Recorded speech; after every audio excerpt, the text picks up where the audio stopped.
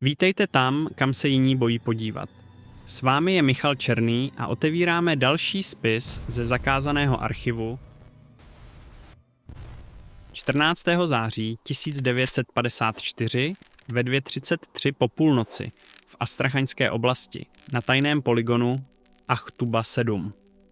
Sovětský stíhací pilot dostal rozkaz zachytit neznámý objekt. Objekt se pohyboval nemyslitelnou rychlostí pro tehdejší techniku, měnil směr v pravém úhlu a vznášel se. Popíraje fyzikální zákony. Pilot uposlechl, vypálil varovnou dávku z kanónu. Objekt se zřítil. O 3 hodiny později v zasolených stepích poblíž Baskunčaku pátrací skupina našla místo dopadu. Spočíval zde kovový disk o průměru 48 metrů. Uvnitř se nacházelo 6 nelidských těl. Byly to bytosti se šedivou kůží, obrovskýma očima a 4 prsty. Jeden z nich stále žil. Na prahu smrti však aktivoval neznámé zařízení, jež odhalilo poselství, které mrazí krev v žilách. Tento příběh byl utajen 70 let. Pilot, který těleso sestřelil, prožil život s břemenem tajemství a zemřel, aniž pravdu odhalil. Důstojníci z pátracího týmu byli rozptýleni po svazu. Vědci, zkoumající havarovaný stroj, mizeli jeden po druhém. Přesto cosi prosáklo na povrch. Skrze vnuky, náhodou zachované dokumenty a výpovědi před smrtí. Příběh byl dlouhé měsíce sbírán kousek po kousku. To, co uslyšíte, je možná nejpodstatnější záhadou 20. století. Že nejsme ve vesmíru sami a co nám chtěli sdělit cestovatelé z hlubin kosmu. Jste připraveni? Začněme od úplného počátku u muže, který stiskl spoušť. Sergej Nikolajevič Kravcov se narodil 12. března 1925 v Saratově v rodině železničáře. Prožil všední sovětské dětství, školu, pionýrskou organizaci a komsomol. Touha po nebi se v něm probudila ve 13 letech, když nad městem přeletěl agitační letoun rozhazující letáky. Serjoža stál na Prašné ulici s hlavou zakloněnou a sledoval, jak stříbřitý stroj vykresluje kruhy na modré obloze. V ten okamžik mu došlo: chci tam, chci létat. 17letý Kravcov nastoupil v 1942 na Kačinskou leteckou školu. Válka zuřila, pilotů byl kritický nedostatek, výcvik probíhal zrychleně. Už po roce následoval jeho první samostatný let a o rok a půl později byl na frontě. Kravcov nebojoval dlouho. K druhému běloruskému frontu se dostal až na konci války v 1945. Absolvoval 23 misí a sestřelil 2 německé letouny, Messerschmitt a Focke-Wulf. Byl mu udělen řád Rudé hvězdy. Válka sice skončila, ale jeho služba nikoli. Po vítězství zůstal v armádě, přeškolil se na proudové stíhačky. MiG-9, 15, 17. Nová technika, rychlosti i možnosti. Byl vynikající pilot. Ač nebyl génius, byl spolehlivý. Z těch, co plní rozkazy bez pochybností a vždy se vrací na základnu.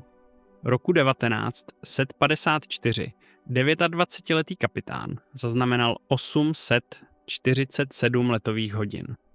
Byl ženatý, otec 2 dětí, 5leté dcery a 3letého syna. Žena Valentína pracovala jako zdravotní sestra ve vojenské nemocnici. Bydleli v posádce u Astrachaně v malém 2pokojovém bytě s výhledem do stepy. Obyčejná sovětská rodina, obyčejný život. Svou profesi miloval. Zbožňoval stisk forsáže, který ho doslova vtlačil do sedadla. Miloval výšky, kde obloha tmavla do temně modré, téměř černé. I hvězdy, jež se z 10 000 metrů jevily blíž a jasněji než z šedé země. Ze všeho nejvíce se však těšil na domov. Na Valentinu, u dveří, na děti, jež se vrhaly do obětí. Na dceru, vyprávějící u večeře o obrázcích ze školky. Prosté, všední maličkosti. Avšak právě ony dávaly životu smysl. 13. září 1954, den před životním zvratem, Kravcov neobvykle brzy přišel domů. Žádné lety, jen údržba techniky. Valentina s překvapením, ale i s potěšením Kravcova přivítala. Děti ještě nespaly, seděli v kuchyni u čaje.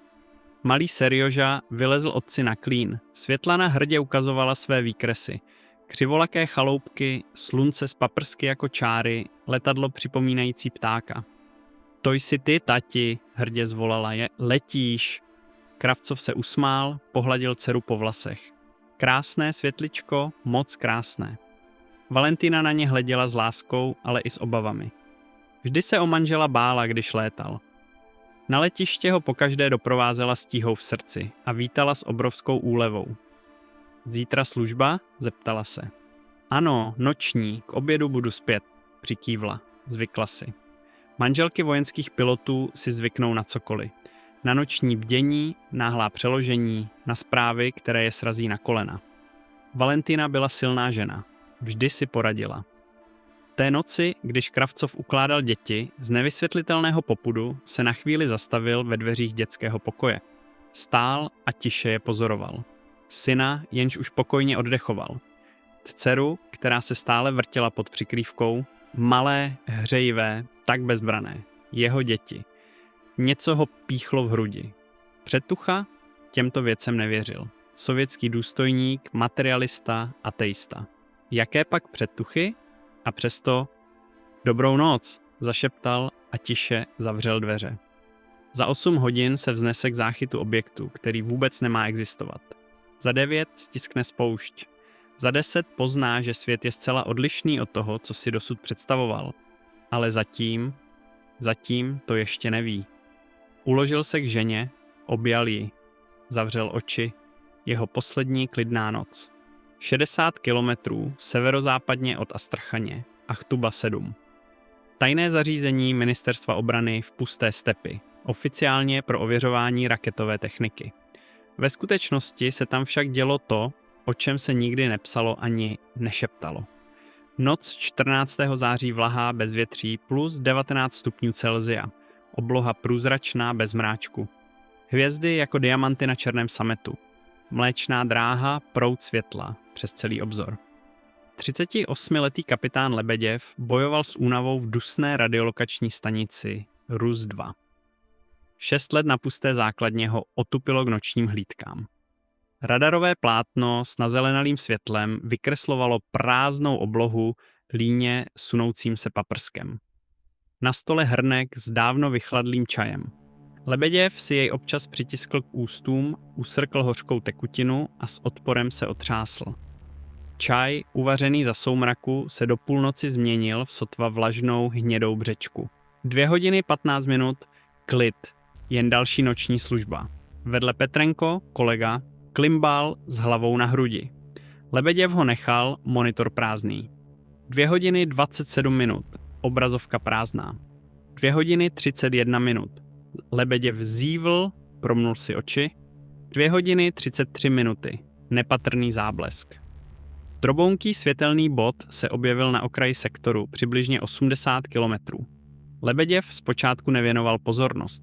Běžný šum a rušení, odraz mraku, hejno ptáků, atmosférická anomálie. Bod však nemizel, pohyboval se. Kapitán se vzpřímil, naklonil k obrazovce, přimhouřil zrak. Ruka automaticky sáhla po tužce k zaznamenání. Nadmořská výška 9800 metrů. Azimut 217 stupňů. Rychlost. Spěšně provedl výpočet. Porovnával údaje z obrazovky se stopkami. 400 km za hodinu. Pak 300. Náhlý, prudký skok. 1200 km za hodinu. Lebeděv nevěřícně zamrkal. Překontroloval výpočet. Zmýlil se? Ne. Čísla shodovala. Objekt za několik sekund strojnásobil rychlost. Rázně šťouchl Petrenka loktem. Probuď se, na obrazovku. Vojín sebou trhl, s rozšířenýma očima hleděl na zelené světlo. Co to je? Vydechl. Nemám tušení, zkontroluj přístroje. Petrenko horečně cvakal, ověřil kalibraci. Vše v pořádku, žádné závady. Objekt na obrazovce byl skutečný. Entita však nepřestávala udivovat. Rychlost dosáhla 2000 km za hodinu, poté prudce zpomalila na 500. Pak se nečekaně otočila. Ne o oblouk jako letadlo, nýbrž okamžitá změna směru o 90 stupňů, jako by pro ní fyzikální zákony setrvačnosti vůbec neplatily. Pane kapitáne? Petrenko se třásl, sotva ze sebe dostal. Co to pro boha je? Lebeděv neodpověděl. Horečnatě zaznamenával čas, souřadnice, rychlost, výšku. Dlaně se mu neovladatelně chvěly. Písmena se na papíře křivila, přesto nepřestával. Vše bylo nutné řádně zdokumentovat, přesně podle předpisů. Žádný známý letoun na světě, sovětský ani americký, nedokázal provádět takové manévry. Lebeděv znal parametry všech strojů, byla to jeho profese. Nejnovější americký F-86 Sabre dosahoval maximálně 1100 km za hodinu a nezatočil bez širokého oblouku. MiG-17, na kterém létal Kravcov, byl sice rychlejší, až 1145, ale rovněž se podřizoval fyzice. Tento objekt se fyzice nepodřizoval. Ve 2 hodiny 41 minut Lebeděv popadl červený telefon, přímou linku na velitelství. Plukovník Ivan Fjodorovič Zarubin, důstojník polygonu, zvedl sluchátko po 3. zazvonění. Hlas měl chraplavý, ospalý, zjevně byl probuzen. Zarubin. Pane plukovníku, kapitán Lebeděv, radiolokační stanice. Na obrazovce neidentifikovaný objekt ve výšce kolem 10 000 metrů. Chování zaváhal. Chování nestandardní. Rychlost a manévrovatelnost daleko za hranicemi možností jakékoliv známé techniky. Nastalo ticho. Lebeděv slyšel skřípání postele. Zarubinův hlas byl čilejší, napjatý. Jste si jistý údaj přístrojů? Zkontroloval jsem 2krát, není to rušení. Objekt je skutečný. Souřadnice? Nadiktoval je. Znovu pauza. Pak. Vyhlašuji pohotovost číslo 1. Zvedáme stíhačku. Sluchátko dopadlo na vidlici. Lebeděv pohlédl na obrazovku. Objekt tam stále byl. Jasná tečka, pomalu se vznášející nad stepí. Jakoby na něco nebo na někoho čekal. Vojín Petrenko se rychle a kradmo pokřižoval. Myslel, že kapitán nevidí. Lebeděv to viděl, ale neudělal mu žádnou poznámku. Sám poprvé po mnoha letech litoval, že se neumí modlit. Ve 2 hodiny 44 minut protrhla ticho siréna. Kravcov vyskočil z palandy v důstojnické odpočinkové místnosti, dříve než se plně probudil. Tělo jednalo automaticky, roky výcviku. Nohy do bot, ruce do kombinézy, helma pod paží, sprintem k východu. V chodbě narazil na technika Vasiljeva. Mladík, 22 let, věčně rozcuchaný. Co se děje? Křikl Kravcov za běhu. Přepad, objekt v zóně, váš letoun připravují. Noční vzduch ho udeřil do obličeje, teplý, vonící peliňkem a leteckým petrolejem. Intenzivní světla ozařovala letištní plochu. U nejzazšího kaponíru technici připravovali Kravcovův MiG-17. Kravcov k nim přiběhl a bleskově si prohlédl stroj. Vše v pořádku, plná nádrž, výzbroj, 2 kanóny, NR-23, 160 nábojů. Připraveno, zvolal vedoucí technik. Kravcov přikývl, vyšplhal do kokpitu. Připoutal se. Nasadil si helmu, připojil kyslíkovou masku, zapnul radiostanici. Země 385, připraven ke startu. Ve sluchátkách dispečer. 385, start povolen. Směr letu 217 stupňů, stoupat do výšky 10 000 metrů.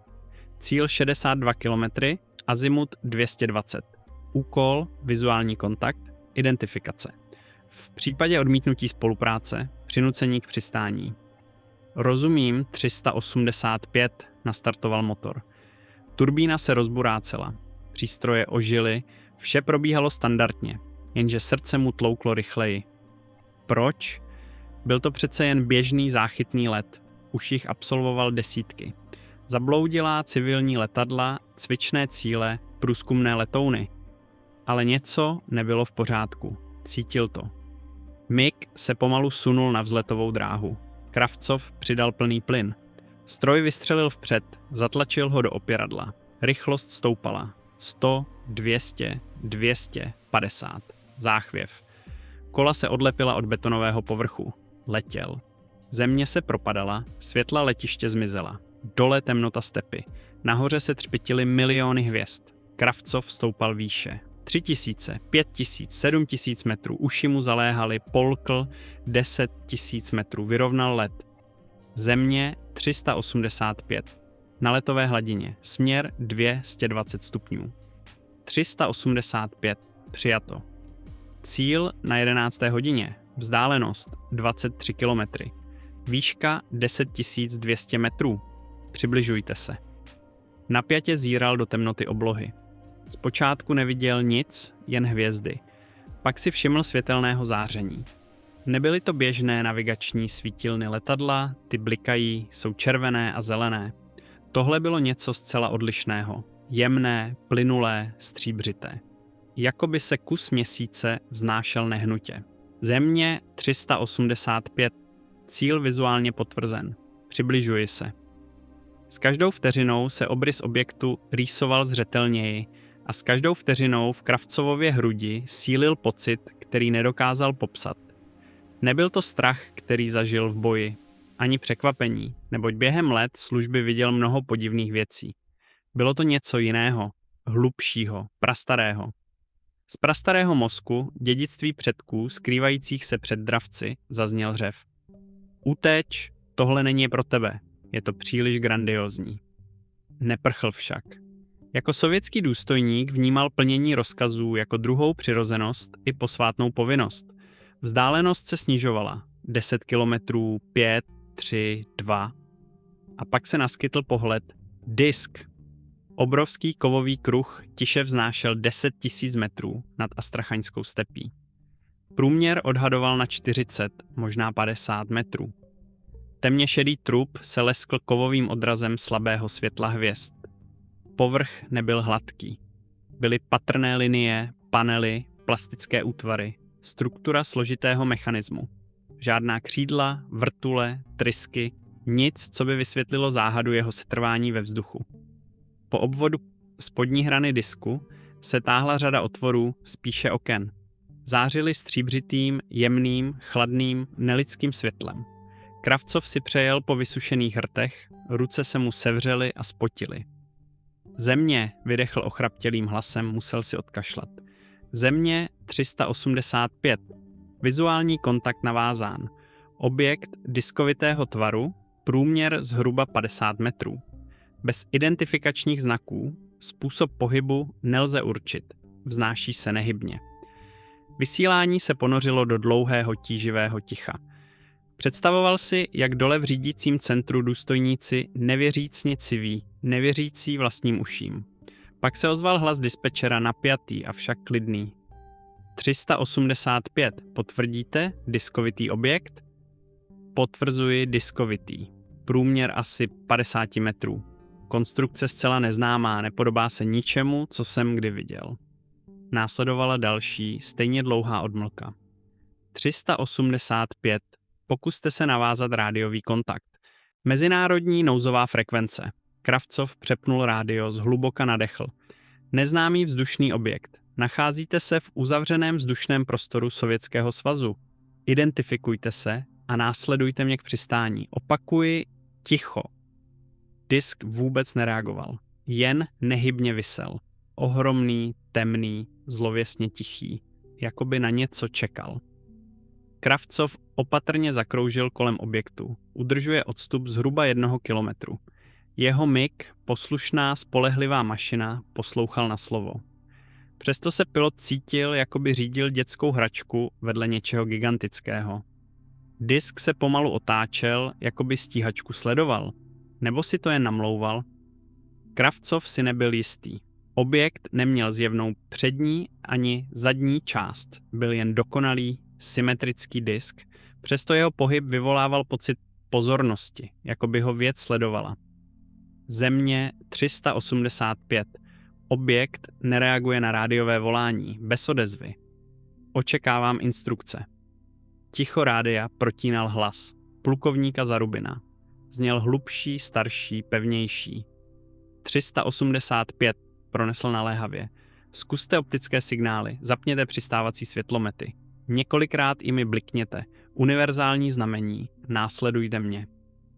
Rozumím, provádím, potvrdil Kravcov. Cvakal vypínačem, silné paprsky světel proťaly temnotu. Opakovaně blikal. 3 krátké, 3 dlouhé, 3 krátké a ještě 2krát. Disk zůstal nehybný. Pak se náhle okamžitě pohnul. Bez zrychlení či setrvačnosti se vyrval z místa a vystřelil stranou.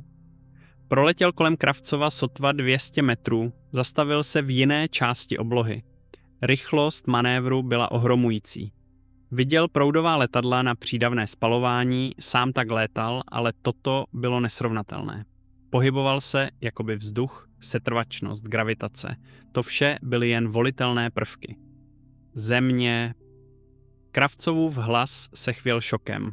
Objekt manévroval. Rychlost nelze odhadnout.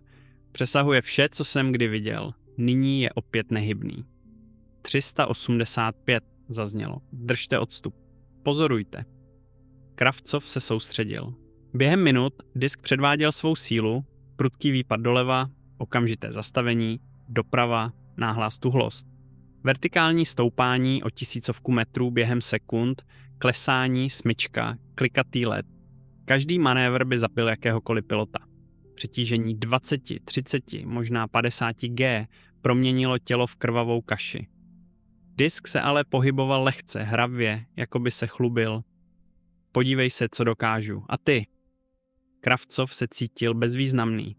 Mravenec před obřím buldozerem, co by se dal rozdrtit, aniž by si toho kdokoliv všiml. Přesto byl sovětským důstojníkem s jasným rozkazem. Země 385. Objekt ignoruje pokusy o kontakt. Předvádí manévry naprosto nemožné pro známou techniku. Čekám na pokyny. Následovala dlouhá pauza. Kravcov si představoval dění na zemi. Důstojníci horečně radí. Naléhavé hovory probíhají do Moskvy. Všichni čekají na rozkaz chora, rozhodující o jeho osudu i osudu té podivné věci. Pak se ozval Zarubinův hlas, tvrdý, bez zaváhání. 385. Objekt nereaguje na povely, projevuje zjevně nepřátelské chování. Povoluji varovnou střelbu. Opakuji varovnou střelbu mimo cíl. Dejte mu jasně najevo, že jsme ozbrojeni a připraveni použít sílu. Kravcovovo srdce na okamžik vynechalo úder. Rozumím, varovná střelba. Srovnal stroj, navedl MiG na bojový kurz, mírně pod létajícím diskem. Zaměřovač se ustálil 50 metrů od neznámého tělesa. Minout bylo vyloučeno. Zatím neměl v úmyslu zasáhnout. Prst spočinul na spoušti. Tento ovládací prvek stiskl nesčetněkrát na cvičeních, v boji 2krát, vždy proti lidem, Němcům. Tohle však nebyli lidé. Nevěděl přesně, co to je, ale jistě věděl, že nejde o lidské bytosti. Země, tady 385. Zahajuji varovnou palbu. Krátká dávka. Kanonéra 20. 3 vyplivl 5, 6 střel. Svítící trasírky vykreslily žhnoucí čáry na noční obloze. Minuli disk ve vzdálenosti 40 metrů a zmizeli ve tmě. Jasné, nespochybnitelné varování. Disk náhle znehybněl. Úplně. Jakoby se v něm vypnul pohyb a kolem něj zastavil čas. 1 vteřina. 2, 3. Kravcov ani nedýchal. 4, 5, 6, 7. Ticho v rádiu i na obloze. Jen hluboký hukot motoru MiGu, jediný zvuk v celém vesmíru. Disk odpověděl zábleskem. Nešlo o oheň ani explozi, nýbrž o něco jiného. Čisté, jasné, oslepující světlo s namodralým bělostným odstínem. Krátký intenzivní puls vyrazil z jeho spodní části a trval sotva zlomek vteřiny. Kravcov reflexivně zavřel oči a prudce odvrátil hlavu. I přes zavřená víčka byl jas nesnesitelný, jako by se mu před obličejem rozhořelo slunce v plné síle. Pak zase tma. Známá noční temnota. Otevřel oči, rozmrkal se, usiloval o obnovení zraku.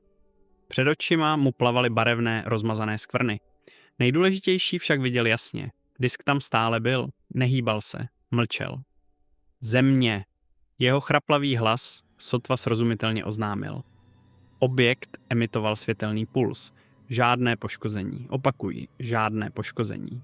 385. Rozumím vám, Zarubinův hlas zněl napjatě. Jak se cítíte? Normálně, zrak se mi vrací, stroj je v pořádku. Ticho. Kravcov v pozadí slyšel tlumené horečné hlasy. Na zemi zjevně probíhala naléhavá porada. Pak se Zarubin ozval znovu. 385. Chování objektu vyhodnocujeme jako nepřátelské. Povoluji palbu s cílem zničení. Opakuji palbu s cílem zničení. Čas se zastavil. Palba na zničení, sestřelit, zlikvidovat tu podivnou věc. Kravcov pohlédl na obrovský temný cizí disk. Co uvnitř? Stroj, živé bytosti, nepřátelé, nebo snad byl vojákem. Celý život plnil rozkazy. Nemyslet, nepochybovat, jen vykonávat. Tak ho učili, tak žil. Rozumím, řekl. Palba na zničení. Otočil svůj MiG na skutečný útočný kurz. Tentokrát doopravdy, bez zaváhání, se zaměřovačem přesně na střed. Disk byl obrovský, minout ho bylo obtížné. Kanony NR-23 prorážely pancíř tanků s lehkostí. Co udělají s tímto neznámým? Prst na spoušti, zaměřovač na cíli. Kravcov stiskl. Dlouhá, nepřetržitá dávka. Kravcovova stíhačka chrlila desítky projektilů.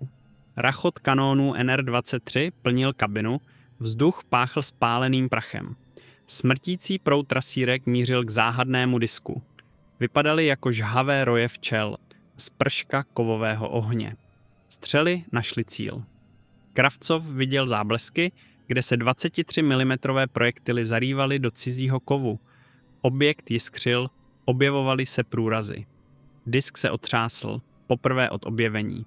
Zjevná reakce na útok, jako bolest. Potom se světla jeho iluminátorů rozblikala.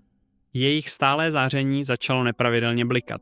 Jednou, po druhé, po třetí zesláblo a znovu se objevilo mnohem dlejší. Země, Kravcov hlásil. Zásah, objekt je poškozen. Z úzkostí dodal, že objekt něco ztrácí. Disk se pomalu naklonil, zahájil sestup. Nešlo o volný pád, spíše o kontrolované klesání, jako u porouchaného letadla, snažícího se o nouzové přistání.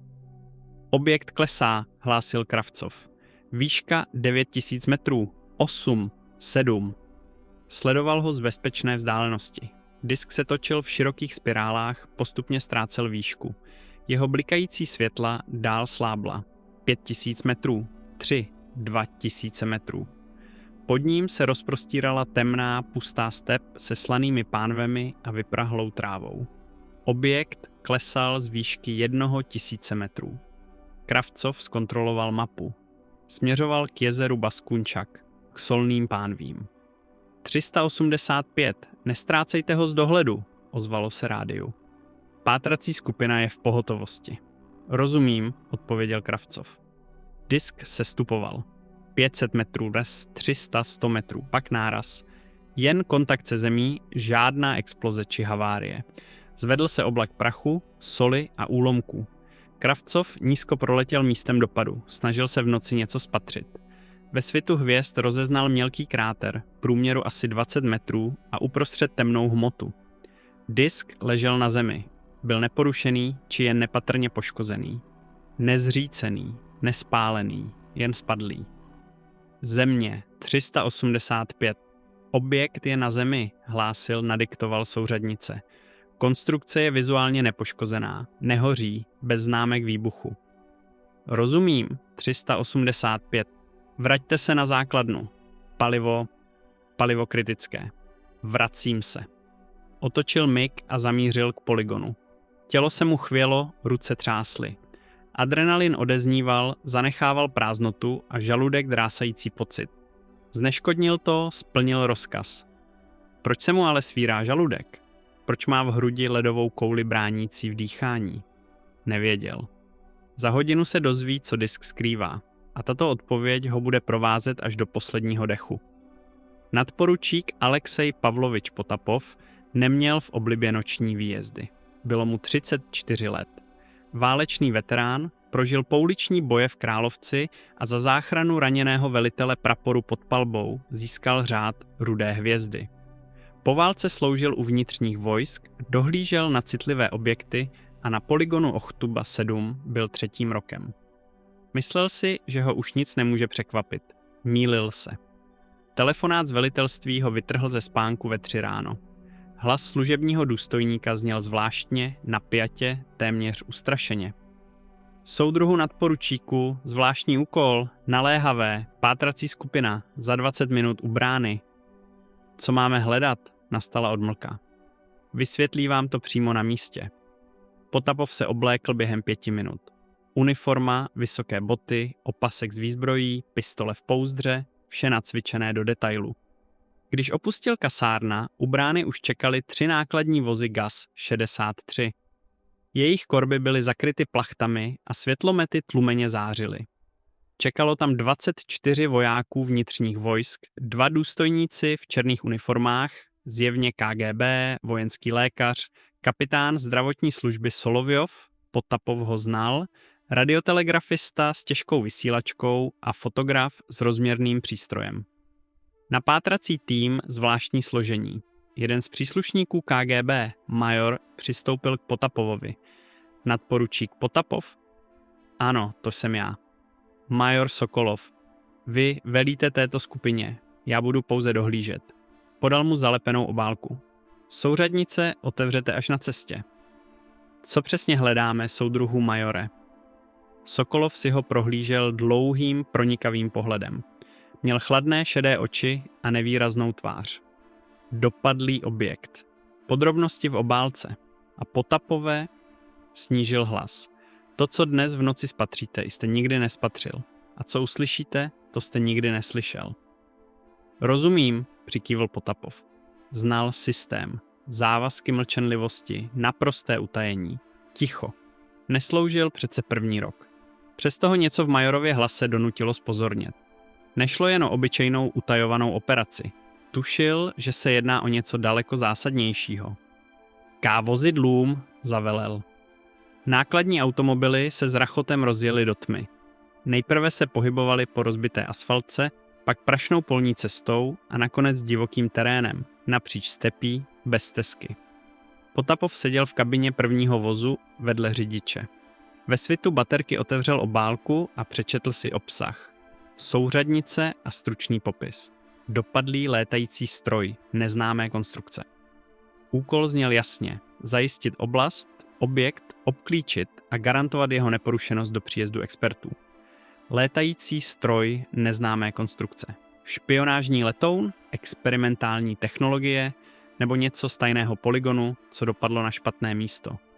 Potapov to nevěděl a čím déle se jelo, tím méně Potapov toužil po vědění. Okolní pustina byla zlověsně tichá. Solné pláně, bělostná kůra, soli křupající pod koly. Ojedinělé trsy peliňku, vyschlé, šedavé. Žádný strom, žádná stavba, žádné světlo až k obzoru. Jen nahoře hvězdy, lhostejné a věčné. Po něco málo přes hodině ukázal řidič prvního nákladního vozu vpřed. Soudruhu nadporučíku, tam je něco... Potapov zaostřil zrak. Ve světle reflektorů se rýsovala nejasná masa. Něco obrovského, temného, ležícího na zemi. Zastavit. Vozy se zastavily. Potapov vyskočil z kabiny a vytáhl dalekohled. Měsíc nebyl vidět, ale hvězdy poskytovaly dostatek jasu. Kráter. Ne příliš hluboký, o průměru asi 20 metrů. Okraje byly roztavené. Dalekohledem bylo patrné, jak se leskne stuhlá krusta, jako by se tu někdo prohnal pájecí lampou. A uprostřed kráteru Potapov sklopil dalekohled. Mrkl. Znovu ho přiložil k očím. Disk. Kolosální kovový disk. Tmavě šedý s průrazem na boku. Sálalo z něj teplo. Vzduch nad jeho trupem se tetelil, podobně jako nad rozpáleným asfaltem. Do prdele, zašeptal si pro sebe. Za 20 let války a služby jsem zažil leccos. Tato slova neřekl nahlas. Nyní mu však unikla sama. To nebylo sovětské, nebylo americké, nebylo lidské. Otočil se. Vojáci vystupovali z korb a řadili se. V jejich očích se zračilo nepochopení a úzkost. Také to viděli, také tomu nerozuměli. Major Sokolov přistoupil a postavil se vedle něj. Teď už víte, pronesl tiše. A teď o tom budete mlčet po zbytek života. Jinak váš život skončí dřív, než si myslíte. Potapov neodpověděl. Zíral na disk. Na tuto nemožnou, cizí, děsivou věc ležící uprostřed ruské stepy a myslel jen na jediné. Co je uvnitř? Za 40 minut se dozví odpověď. A bude litovat, že ji zjistil? 40 minut čekání. Potapov rozestavil stráže. Vojáci se postavili do kruhu kolem kráteru, čelem ven. Rozkaz zněl: nikoho nepouštět, ničeho se nedotýkat. Fotograf pořizoval snímky z dálky. Záblesky hořčíku trhaly tmu. Disk chladl. Vzduch nad ním se tetelil stále méně. Vojenský lékař Solovjov měřil teplotu každých 5 minut. 120 stupňů, 100, 80, 60. Můžete se přiblížit, řekl konečně. Opatrně. Potapov s sebou vzal 2 vojáky, Jefremova a Kasjanova. Oba byli prověření, spolehliví muži. Jefremov, Sibiřan, mlčenlivý, vždy důvěryhodný. Kasjanov, Moskovčan, sice nervózní, ale vždy svědomitý. Sestoupili do kráteru. Pod nohama jim křupala roztavená sůl. Sklovitá kůra připomínající stuhlou lávu. Horko bylo stále patrné, ale snesitelné. Disk zblízka vypadal ještě cizeji. Povrch nebyl hladký, pokrýval ho jemný reliéf, linie a panely. Připomínalo to kůži nějakého gigantického mechanického tvora. Materiál nebyl kov v obvyklém smyslu slova. Byl to zcela jiný druh hmoty. Temně šedý, sotva znatelným fialovým nádechem. Ani škrábnutí, ani stopy koroze, kromě jediné díry. Na jižní straně zlověsně zívala díra, v průměru asi 1 metr. Její okraje, ohnuté dovnitř, byly roztavené. Práce leteckého kanónu. Potapov viděl takové stopy na sestřelených letadlech. Zde se však materiál choval podivně. Nebyl roztržený, spíše působil dojmem roztaveného a znovu stuhlého materiálu. Jakoby se pokusil zacelit, ale nestihl to dokončit. Svítilny, přikázal Potapov. Paprsky proklouzly dovnitř. Chodba. Úzká, 1 metr široká, 2 metry vysoká. Stěny hladké, beze švů, bez nítů, šroubů, svárů. Jakoby korpus vyrostl, nebyl postaven. Zápach. Podivný, nepodobný ničemu. Ani spálenina, ani strojní olej, ani kov. Něco organického? Ale ani hniloba, ani krev. Něco čistého, sterilního, cizího. Jdu první, řekl Potapov. Protáhl se do díry. Okraje byly teplé, ale nepálily. Uvnitř pološero. Jen slabé myhotání od někud z hloubky. Namodralé, pulzující. Za ním vlezli Jefremov a Kasjanov. Mlčky, soustředěně. Samopaly naostřené, i když jaký smysl tu mají. Chodba se klikatila, vedla k centru. Potapov šel pomalu, svítil baterkou. Stěny odrážely světlo zvláštně. Neleskly se, ale jako by ho pohlcovali a vraceli zpět. Na povrchu symboly. Ani písmena, ani číslice. Něco mezi geometrickými vzory a písmem. Tenké čáry, tečky, spirály. Soudruhu nadporučíku. Kasjánovův hlas se zachvěl. Co to je? Nevím, odpověděl Potapov. Mlč a dívej se. Vpředu se začalo světlit. Chodba se rozšiřovala, ústila do velké místnosti. Potapov udělal ještě několik kroků a zastavil se. Centrální sekce. Průměr asi 10 metrů. Strop 4 metry. Po stěnách panely s indikátory. Většina zhasla, ale některé ještě blikaly. Červená, modrá, zelená světélka. Obrazovky temné, mrtvé. Páky, tlačítka, senzory neznámého určení. A v centru 6 křesel. Podivného tvaru. Ne pro lidské tělo. Proporce jiné. Opěradlo vyšší, područky delší, sedadlo hlubší. Jako pro bytosti s jinou anatomií. V křeslech seděli oni. Potapov cítil, jak mu nohy měknou. Jak se žaludek stahuje do pevného uzlu.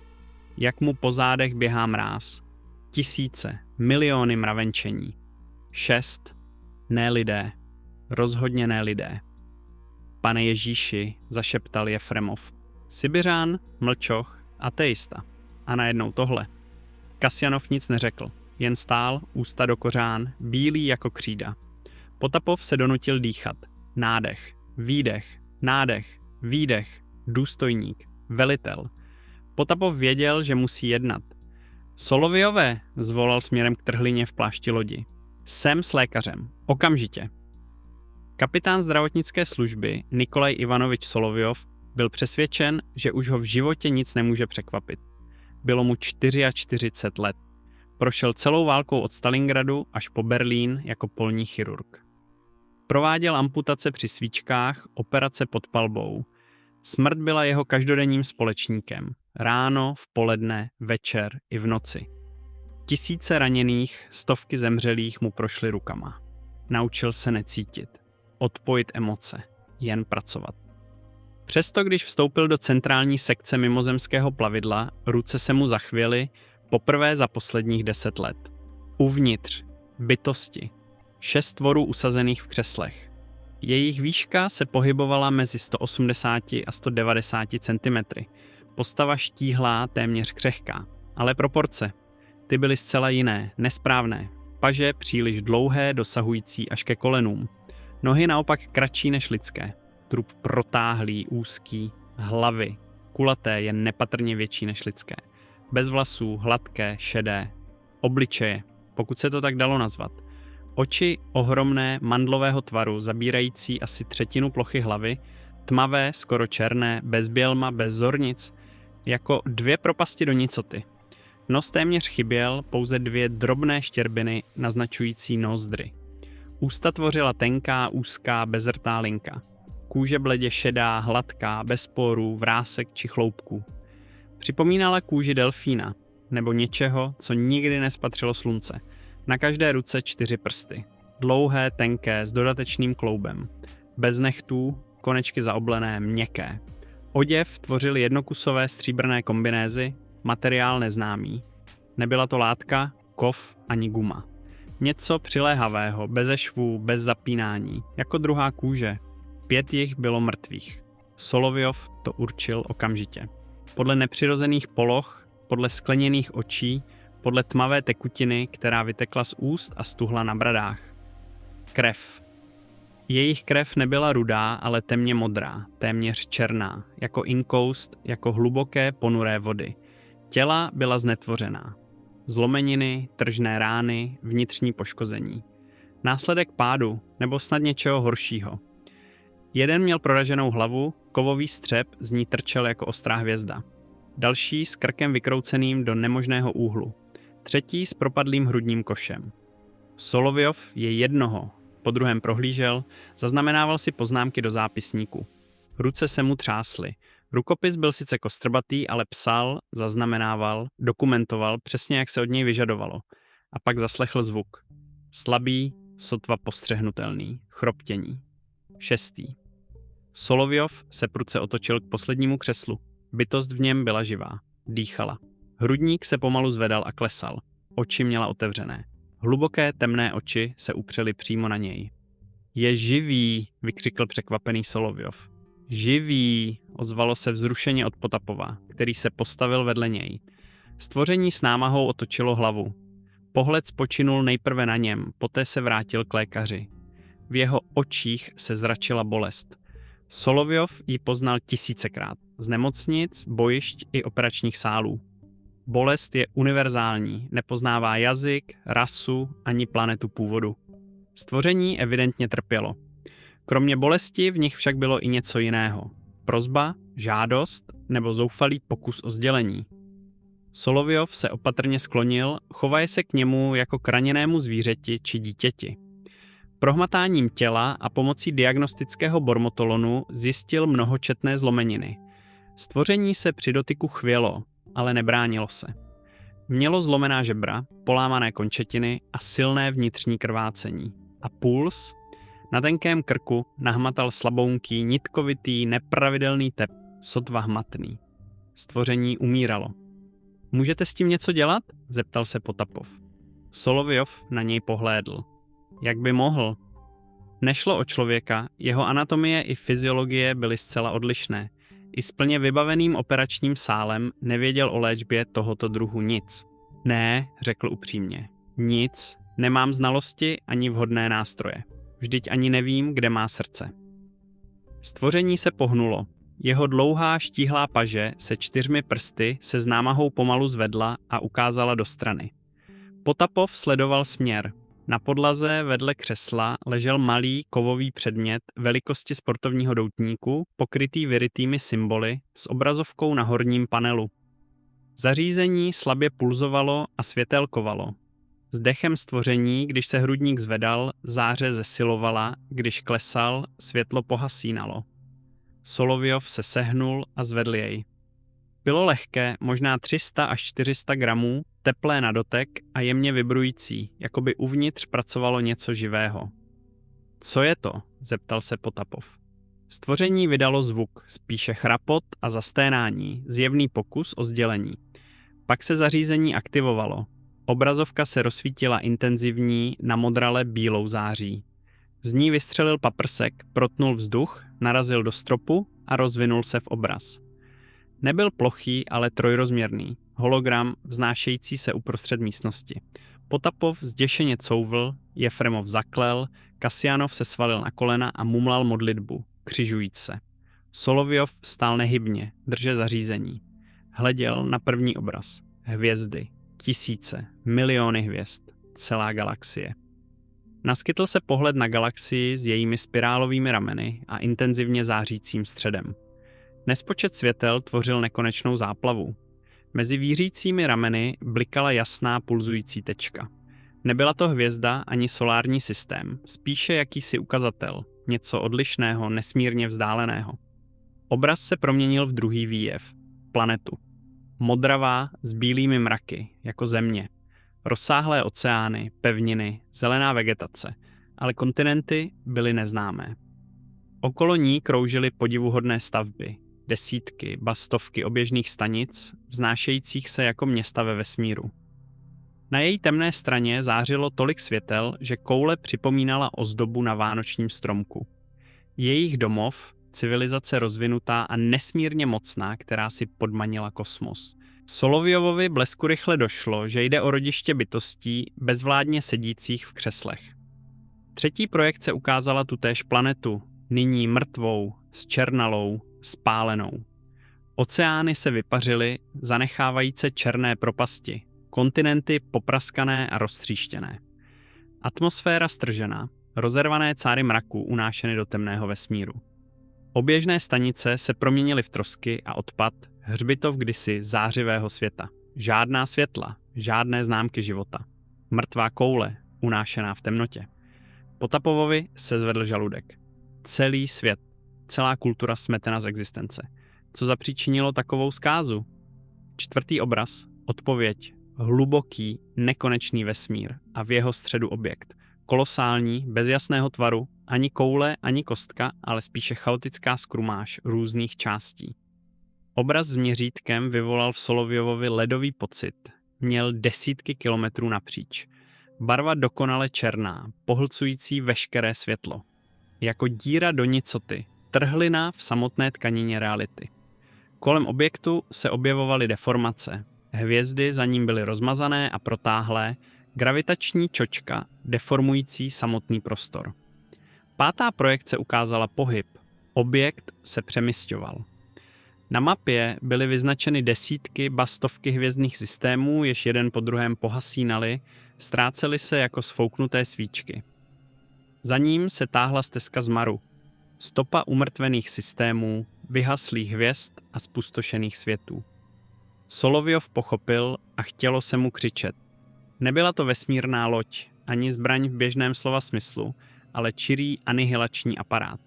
Něco, co se pohybovalo galaxií a vraždilo vše v cestě. Planety, hvězdy, civilizace. Šestá projekce. Trajektorie. Tenká čára se táhla vesmírem. Z místa obřího objektu k bodu, tak povědomému, Slunce. 9 planet na oběžných drahách. Třetí od hvězdy, modrá s bílými mraky, Země. Linie směřovala přímo k Zemi. Potapov sevřel Solovjovovi rameno. Potapovovi prsty se mu bolestivě zaryly do masa. Je to to, co se mi honí hlavou? Solovjov neodpověděl. Upíral pohled na poslední 7. projekci. Slunce. Zlatavé, pulzující životem. Primární zdroj tepla, světla a veškeré existence. Stejné slunce, které každé ráno vycházelo nad Astrachaňskou stepí, Moskvou i Zemí. Pak pohaslo, smrštilo se a uhaslo. Nastala temnota. Hologram zmizel, Solovjovův přístroj zhasl. Vzduch stuhl v tichu, tak hlubokém, že bylo slyšet kapání modré krve z brady mrtvého mimozemšťana. Ozýval se jen chraplavý dech přeživšího a ozvěna srdečních tepů mužů v hermeticky uzavřeném oddíle. Stvoření v křesle se probudilo, ruka se opět zvedla. S poslední kapkou síly, posledním zábleskem vůle, 4 prsty ukázaly na tajemné zařízení. Pak vzhůru, ke stropu, k nekonečným hvězdám. Stvoření vyrazilo zvuk. Nebyl to chropot ani úpění, spíše smysluplné, krátké, jediné slovo. Vzkaz. Varování. Nikdo z přítomných řeči nerozuměl, ale všichni pochopili. To přichází. Pro vás. Utečte, skryjte se, nebo padnete, stejně jako jsme padli my. Ruka ochable klesla. Hrudní koš se naposledy zvedl, pak definitivně klesl. Oči ztratily život a pohasly. Tělo beztvarou tíhou kleslo v křesle. 6. poslední z nich zemřel. Kapitán Solovjov, svírající záhadný přístroj, si uvědomil, že mu po tvářích stékají slzy. Poprvé za 10 let.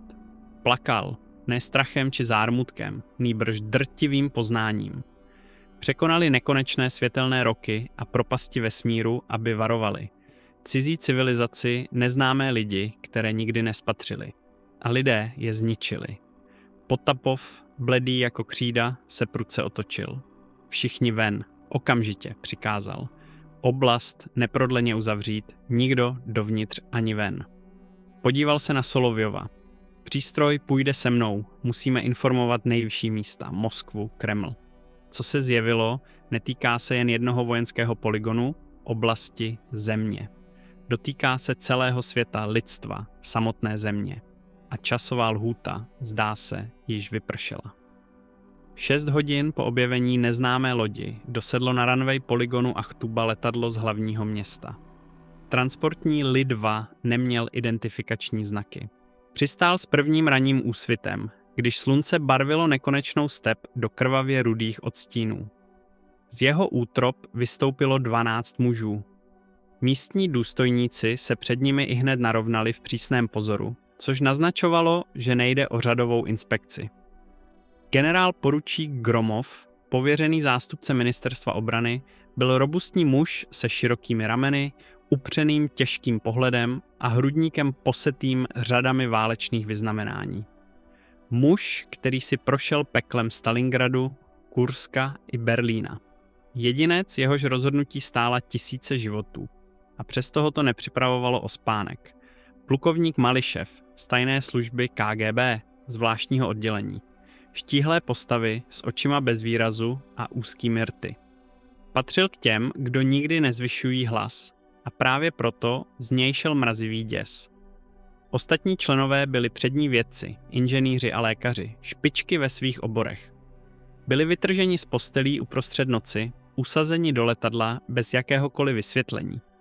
Zatím ještě netušili, proč byli povoláni. Za hodinu se všechno dozvědí a jejich životy se už nikdy nebudou stejné.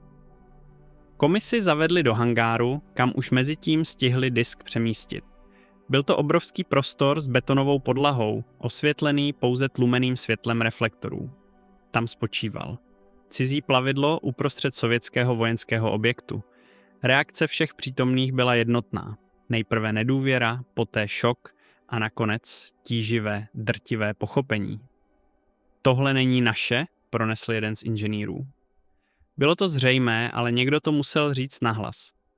Není to naše, potvrdil Gromov. A není to ani americké, ani ničí z této planety. Provedli je dovnitř, ukázali jim těla, 6 bytostí úhledně položených na plachtě, přikrytých prostěradly.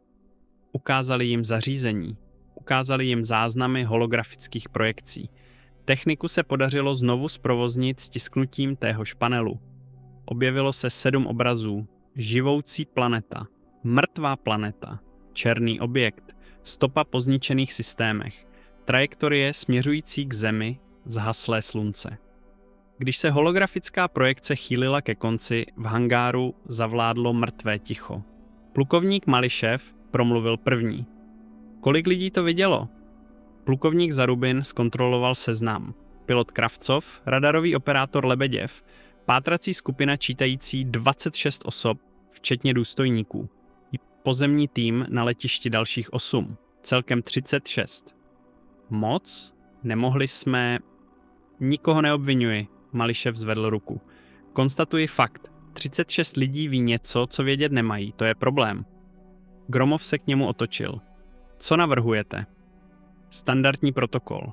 Izolace, závazek mlčenlivosti, rozdělení do různých jednotek co nejdál od sebe, monitorování, doživotně. A co když někdo promluví? Mališev neodpověděl. Jen se podíval na Gromova a ten pohled řekl všechno. Dobře, přikývl generál. Jednejte, ale zatím se vyhněte extrémním opatřením, pokud to bude možné. Tito lidé nejsou nepřátelé, jen se ocitli na špatném místě ve špatný čas. Rozumím. Následující 3 dny se proměnily v nekonečnou linku. Každého svědka volali jednotlivě. Otázky, dlouhé, podrobné, vyčerpávající. Co viděli, co slyšeli, s kým mluvili, o čem přemýšleli. Potom papíry. Závazek mlčenlivosti. Státní tajemství zvláštní důležitosti. Odpovědnost podle zákonů válečné doby. Doba trvání doživotní. Následovalo varování, tiše pronesené, téměř přátelské. Máte rodinu? Děti? Přejete si přece, aby se jim dařilo dobře, že ano? Tak pak mlčte. To není výhrůžka, to je prostě starost o vaše blaho. A nakonec přišel příkaz k přeložení. Nové služební místo. Daleko od Astrachaně, daleko jeden od druhého. Daleko ode všeho, co by připomínalo události noci 14. září. Systém fungoval bezchybně. 36 lidí, 36 tichých atomů, rozptýlených po obrovské zemi. Už se nikdy nesetkají, nikdy nebudou moci porovnat své vzpomínky, nikdy nepromluví, protože každý z nich věděl, že je sledován. Systém však nemohl ovládat jediné, to, co se dělo uvnitř nich, v jejich myslích, v jejich duších, v jejich nočních můrách. Tuto tíhu nesl každý sám, až do konce života. Kapitán Kravcov byl k výslechu předvolán jako poslední. 3 dny strávil v izolaci. Malá místnost v administrativní budově střelnice, lůžko, stůl, židle. Jídlo mu nosili 3krát denně. U dveří nepřetržitě stála stráž. Žádné kontakty, žádné rozhovory, žádné informace. 3 dny o samotě. 3 dny, během nich si stále dokola přehrával to samé. On stiskl spoušť, on sestřelil tu loď, on zabil ty, kteří byli uvnitř. Nebo nezabil. Možná zemřeli při pádu. Možná už byli zraněni, než vůbec zahájil palbu. Nevěděl.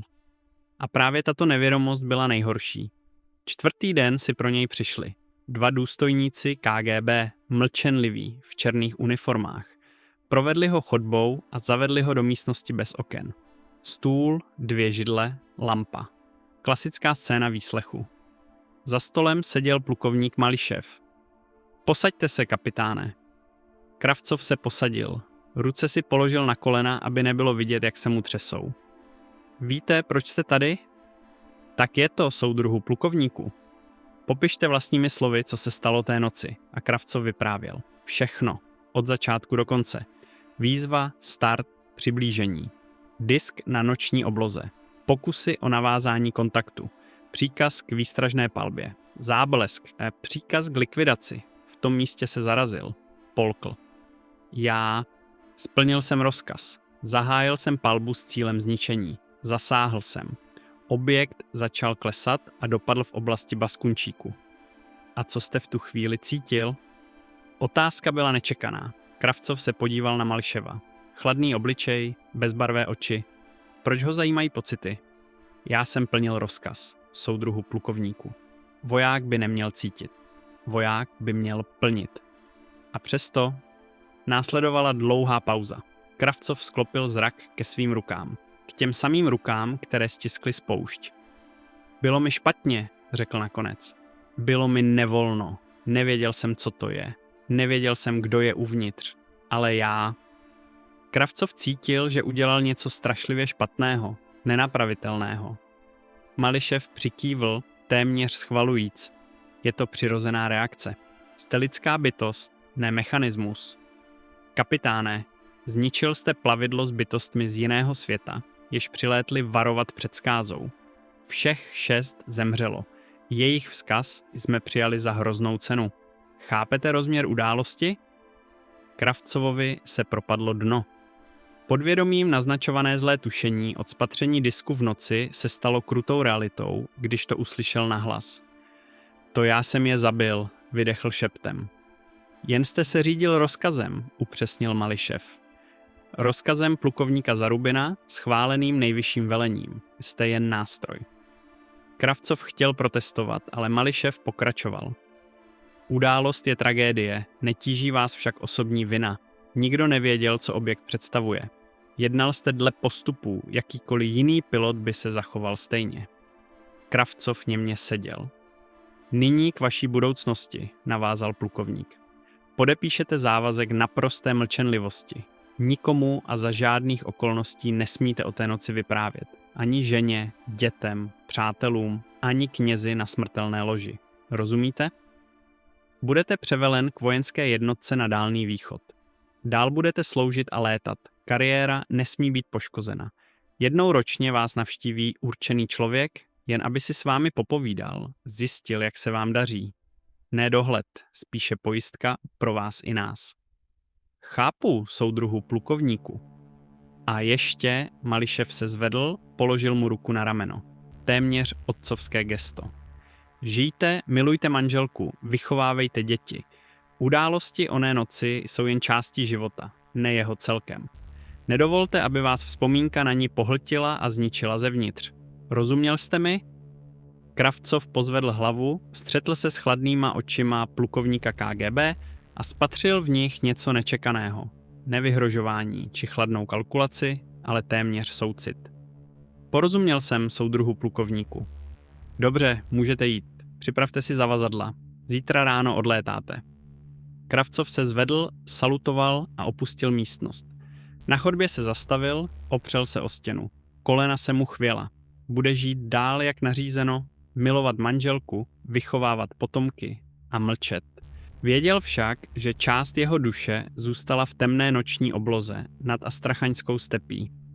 Část jeho podstaty zemřela ve chvíli, kdy zápalné střely pronikly do neznámého kovu a nikdy se už nevrátí.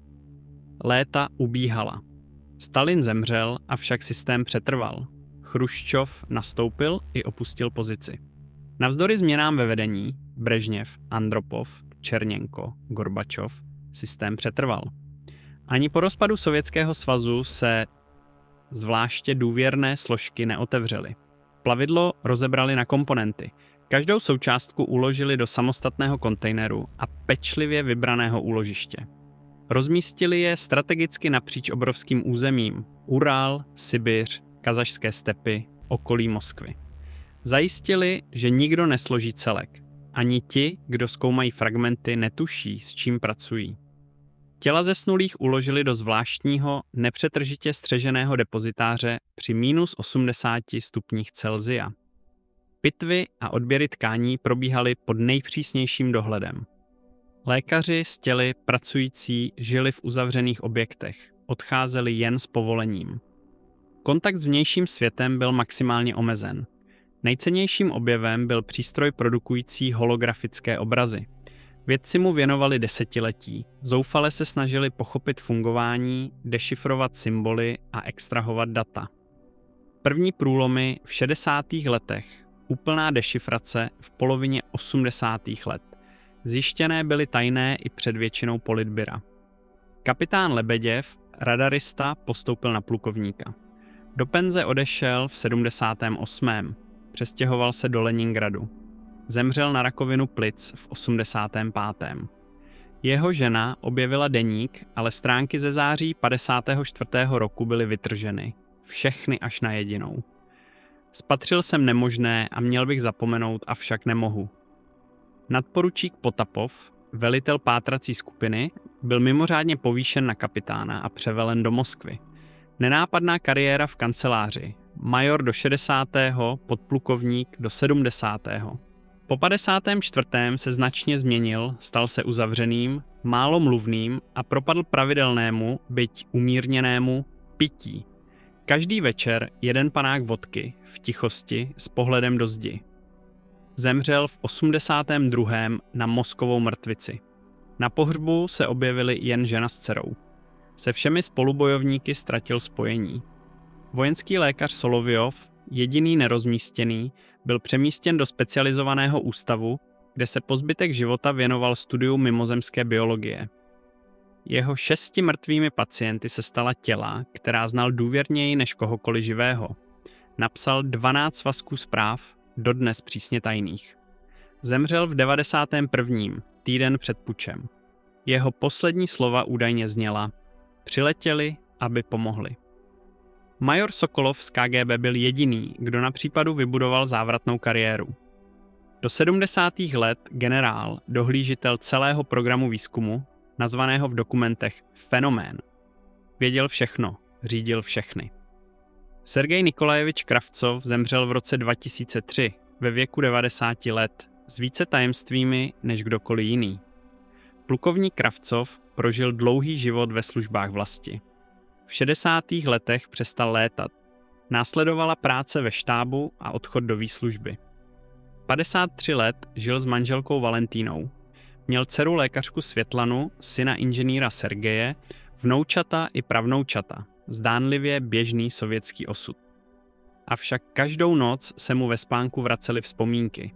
Plující disk, stříbrné záře oblohy, neuvěřitelně rychlé manévry, neproveditelné pro pozemskou techniku. A okamžik, kdy prst stiskne spoušť. Budil se spocený s ledovým krunýřem na hrudi. Valentina ho vždy objala. Na otázku, co se děje, odpovídal: nic, jen špatný sen. Dál se neptala. Už v roce 54 po jeho návratu věděla, že už nikdy nebude stejný. Jednou ročně přišel návštěvník, vždy s jinou tváří, avšak totožnými otázkami: jak se máte? Slouží zdraví? Netrápí vás něco? Nechcete si promluvit? Kravcov odpovídal neměnně. Všechno v pořádku, zdraví slouží a není o čem. Návštěvník pak odešel do příštího roku. V roce 91, kdy se rozpadal Sovětský svaz, Kravcov na okamžik pomyslel: možná už smí? Možná tajemství přestalo být tajemstvím? Avšak o rok později, v 92. se objevily znovu. Jiná země, jiná vlajka, ale ty též otázky. Stejný systém, stejná tichá hrozba ve zdvořilých slovech. Pochopil, tohle potrvá navždy až do posledního dechu. A tak mlčel 40, 50, 60 let, dokud mu síly stačily. V roce 2014, 60 let od osudné noci, ležel Sergej Nikolajevič Kravcov, 89letý, v nemocnici v malém uralském městě. Srdce, ledviny i plíce selhávaly. Lékaři mu dávali dny, možná hodiny. Valentina zemřela před 3 lety. Dcera Světlana z Moskvy nestihla dorazit. Syn Sergej byl v cizině. Jediným společníkem u jeho lůžka byl 27letý vnuk Alexej, novinář. Dědeček měl Aljošu nejraději, snad protože v něm viděl sebe. Mladého, zvídavého, nepřijímajícího, nesmíš. Nikdy se nebál klást otázky, ani ty bez odpovědí. Dědo... Alexej svíral staříkovu ruku, suchou, žilnatou, s téměř beztížnými prsty. Dědo, slyšíš mě? Kravcov pootevřel zakalené, unavené, ale živé oči. Poznal vnuka a usmál se. Slyším, Aljoško, chceš mi podat vodu nebo zavolat doktora? Není třeba, zavrtěl hlavou. Posaď se, zůstaň se mnou, budeme si povídat. Alexej usedl a tiše vyčkával. Znal dědečka. Pokud chtěl něco důležitého říct, řekl by to sám. Nemělo smysl ho spěchat. Kravcovův pohled bloudil po bílém stropě s prasklinou v rohu. Kolik takových už zažil, teď zřejmě poslední. Musím ti něco svěřit, promluvil konečně. Měl jsem to udělat dávno, mlčel jsem celých 60 let. Co mi máš povědět, dědo? Nastalo tíživé ticho. Kravcov shromažďoval poslední síly. O noci, která navždy změnila všechno. O tom, co jsem spatřil. A o tom, co jsem udělal. Pak se začal svěřovat. Hlas měl slabý, ale každé slovo znělo překvapivě jasně. 14. září 1954. Noční směna. Nezvyklý objekt na radaru. Vzlet. Na obloze se objevil disk. Obrovský, naprosto nemožný.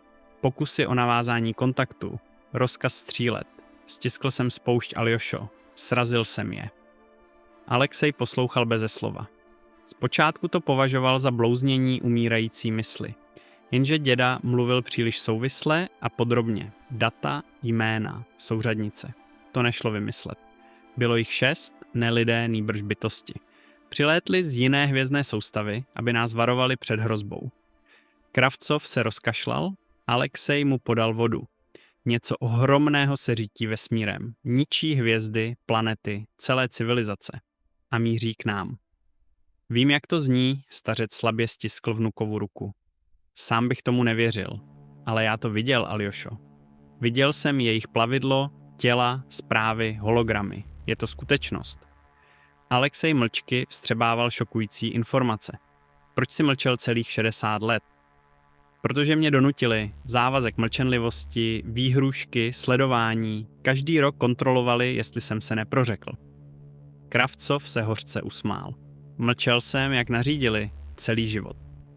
A teď, jaký je rozdíl? Umírám. Co mi můžou? Snad zabít rychleji? Znovu se rozkašlal. O to nejde. Někdo to musí vědět, pamatovat si. Přilétli pomoci, Aljošo, přes světelné roky. A my jsme je zabili. Alexej cítil, jak se mu v krku svírá hrdlo. A co s tím mám dělat, dědo? Nevím. Kravcov pohlédl na vnuka. V očích se mu leskly slzy. Rozhodni se sám, jsi novinář, umíš hledat pravdu. Možná něco objevíš, možná žijí jiní svědci, možná se dochovaly dokumenty. Sáhl k nočnímu stolku, vytáhl starou, zažloutlou obálku. Tady je všechno, co si pamatuju. Jména, data, místa. Zapsal jsem to, dokud jsem mohl. Vezmi si to. Alexej převzal těžkou obálku plnou stránek. Dědo, já... Neděkuj. Kravcov se opřel do polštáře. A nic mi neslibuj, jenom to věz. Teď si i ty nositelem. Stejně jako já celých 60 let. Pak zavřel oči. Sergej Nikolajevič Kravcov, stíhací pilot, plukovník ve výslužbě, manžel, otec i dědeček, pokojně zesnul ve spánku ve věku 89 let. 60 let osaměle nesl břemeno činu, kdy stiskl spoušť. Alexej Kravcov pochoval dědečka vedle babičky na skromném uralském hřbitově. Posledního rozloučení se zúčastnila jen hrstka. Sousedé, veteráni, vzdálení příbuzní. Působilo to jako běžný pohřeb starého muže. Nikdo netušil, jaké tajemství si odnesl. Téměř. Po celou ceremonii ležela obálka v Alexejově kapse. Cítil její tíhu. Tíhu odpovědnosti, tíhu vědění. Téhož večera v tichu hotelového pokoje Alexej konečně otevřel obálku. Nalezl 23 hustě popsaných stránek úhledným rukopisem. Mapu s podrobnými značkami, testovací polygon, přesné místo dopadu, trasa pátrací skupiny. Seznam jmen Lebeděv V. S., Potapov P. Kvopr a P., Solovjov N. I., Zarugin I. F. Mališev, iniciály neznámé, Sokolov, iniciály neznámé, schematické nákresy, disk z boku až chora, křeslo v centrální sekci, silueta bytosti. Popis 7 podivuhodných hologramů. Živá planeta, mrtvá planeta, černý objekt, stopa zničených systémů, trajektorie k Zemi, vyhaslé slunce. Alexej četl až do rozbřesku, pak si vše přečetl znovu. Usedl k oknu a pozoroval východ slunce. Co s informacemi? Zveřejnit je? Lidé by se mu vysmáli, označili ho za šílence, podvodníka, lovce senzací. Chyběly hmatatelné důkazy, jen poznámky mrtvého starce, který v posledních dnech mohl pozbýt rozumu. Nebo mlčet, jako jeho děda 60 let, uchovávat tajemství, budit se v noci, vidět ve snech ten záhadný disk na hvězdné obloze, anebo hledat. Alexej, vynikající žurnalista, dokázal vystopovat lidi, klást otázky a skládat mozaiku událostí. Vydal se na vlastní pátrání. Měsíce se proměnily v posedlost. Prohrabával archivy, databáze, staré noviny, odesílal dotazy ministerstvům, které zůstávaly bez odpovědi. Podnikl cesty do Astrachaně, oblasti Baskulčaku, na místo, kde kdysi stál zkušební polygon Achtuba 7. Dnes tam rozprostírá jen pustina zarostlá peliňkem. žádné stopy. Nakonec vypátral příbuzné Lebeděva, vnučku žijící v Petrohradě. Ta si pamatovala dědečkovu mlčenlivost, noční můry, ovšem o událostech ze září roku 1954 nevěděla nic. Později našel syna Potapova, 70letého penzistu z podmoskevské oblasti. Ten vyprávěl, že otec pil, nerad mluvil o službě a jednou silně pod vlivem pronesl: Viděl jsem něco, co jsem neměl, a budu mlčet, dokud nepojdu. Nic víc. Mezi jmény zaměstnanců bývalého utajovaného výzkumného ústavu, rozpuštěného v 93. roce, Alexej objevil Solovjovovo jméno. Dokumentace ústavu zůstává dodnes přísně tajná. Všude narážel na neprostupnou zeď mlčení, na stopy systému, jenž bezchybně fungoval 70 let. Alexej se však nevzdával, neboť viděl dědečkovi oči při jejich poslední schůzce. Pamatoval si slzy na vrásčitých tvářích a jeho slova: přiletěli nám pomoci a my je zabili. Je-li to pravda, svět musí vědět. Lidstvo si musí uvědomit, že nejsme sami, že v hlubinách kosmu byli ti, kdo nás chtěli zachránit a že my je z nevědomosti či strachu zničili. A pokud je to pravda, poselství stále trvá. Něco se k nám blíží, něco obrovského, temného, hvězdy hubícího. Před čím šprchala civilizace, která dokázala cestovat mezi hvězdami. Je to tam, v temnotě kosmu, na cestě, k nám. Alexej Kravcov neví, najde-li důkazy. Neví, zda mu uvěří, pokud je najde. Neví, co dělat, je-li to pravda. Ví však jedno, už nebude mlčet. Už dost mlčení. 70 let stačilo. Je čas mluvit. Slyšeli jste příběh, který jsem sbíral po mnoho měsíců, kousek po kousku. Příběh noci 14. září roku 1954. O disku na obloze nad Astrachaňskou stepí. O pilotovi, jenž splnil rozkaz a žil s tím 60 let. O bytostech, které překročily propast kosmu, aby nás varovali a zemřeli, aniž by zjistili, zda jsme jejich zprávu pochopili. Pravda či výmysl, to je na vás. Nemohu vám ukázat loď. Byla rozebrána a skryta. Nemohu ukázat těla. Jsou v úložištích pod přísně tajné. Dokumenty? Většina je dodnes utajena. Mohu jen říct, co jsem zjistil. Spojit body. Klást otázky. Existoval polygon Achtuba 7? Ano. Byly v 50. letech noční lety stíhaček? Ano. Dostávali sovětští piloti rozkazy k zachycení neznámých objektů? Ano. To potvrzují odtajněné dokumenty. A dál ticho. Bílá místa v archivech. Lidé, kteří mlčeli až do smrti. Rodiny, které dodnes nevědí, co se jejich blízkým stalo té noci. Systém mlčení fungoval bezvadně. Téměř. Protože se vždy najde někdo, kdo se rozhodne promluvit. Na smrtelné posteli, v opilém vyznání, nebo prostě proto, že už tu tíhu dál neunese. A pak se příběh prodírá ven, kapku po kapce. Slovo za slovem. Jedno přiznání za druhým. Tento příběh je jedna z takových kapek. Máte-li informace o dědečkovi, otci či jiném příbuzném, který působil na tajných místech a vyprávěl neobvyklé historky, podělte se o ně v komentářích. I sebemenší podrobnost může být klíčová a doplnit mozaiku události. V pátrání po pravdě nejsme sami a možná ani v nekonečném vesmíru. Přihlaste se k odběru kanálu Uzavřený archiv, abyste mezi prvními odhalovali tajemství ukrývaná desetiletí. Dejte palec nahoru, pokud jste video zhlédli do konce. Aktivujte zvoneček, ať vám neunikne další příběh. Ten přijde, slibuji.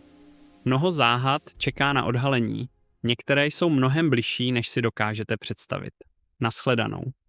A pamatujte, nejděsivější není to, co se skrývá, nýbrž to, co zjistíme příliš pozdě. Upozornění: veškerý obsah videa je čistě uměleckým dílem, autorským vyprávěním založeným na legendách, bájích, městských pověstech a nepotvrzených svědectvích. Všechny postavy Sergej Kravcov, Viktor Lebeděv, Alexej Potapov, Nikolaj Solovjov, plukovník Zarubin, major Sokolov a další jsou fiktivní. Shody se skutečnými osobami jsou náhodné. Zkušební střelnice Achtuba 7 v popsané podobě nikdy neexistovala. Událost z noci 14. září roku 1954 postrádá dokumentární doložení. Neexistují ověřitelné důkazy o havárii mimozemského plavidla na území bývalého SSSR. Příběhy o takových událostech jsou součástí ufologického povědomí a oficiální věda je neuznává. Autor netvrdí, že líčené události se staly. Materiál byl vytvořen výhradně pro zábavní a umělecké účely. Každý divák má právo sám si zvolit, jak informace vnímá. Děkujeme za pozornost.